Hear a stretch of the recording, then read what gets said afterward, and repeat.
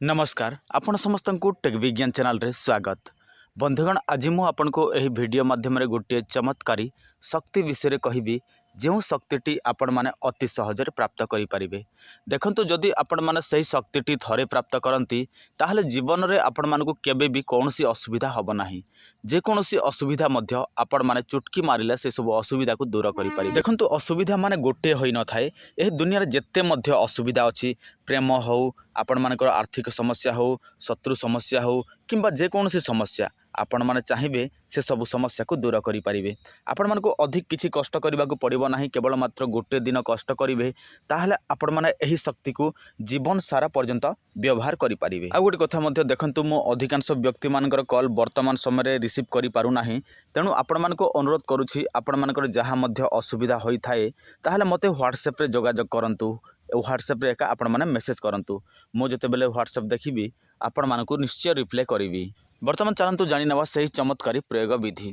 देखंतु आपण को मोबाइल स्क्रीन रे गोटे घास देखा जाउछि। एहा को आपण माने समस्त जानि छंती। एहार नाम होछि ध्रुवा बा दुब घास।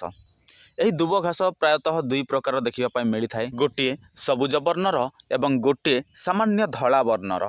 किंतु आपण माने को धला वर्ण ही दरकार पड़िबो। कोन करिवे आपण माने शनिवार दिन धला वर्णर श्वेत दुब घास आपण माने संग्रह करिवे एवं सेईटा को आपण माने यत्न सहकार रखिबे।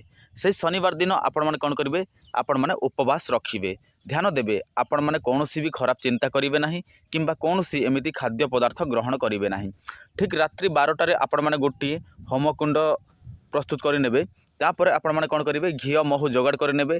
तापर गूगल धूप जोगाड़ करि नेबे एवं आपण माने कोन करिवे एवं होमकुंड रे अग्नि संयोग करिवे। तापर आपण मानकर जहाँ किछि पाइबार इच्छा थिबो कोन करिवे आपण माने घियो महुरे सेई दुब घास को बुढ़ेबे एवं सही होमकुंड रे गोटी गोटी कर अर्पण करिवे।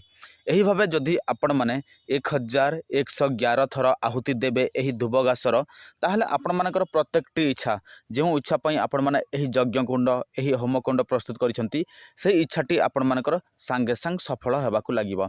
देखंतु आपण माने प्रेम समस्या, आर्थिक समस्या, काहाकू मारण पई किंबा आपण माने काहाकू विद्वेषण पई किंबा आपण माने कोनोसी सिद्धि पई जहाँ मध्य इच्छा करिवे से सब आपण माने अति सहजरे पाई परिबे। किंतु देखंतु एहा सबुठारु कठिन प्रयोग विधि आपण माने निर्जला उपवास रखिबाकू पड़ी थाए।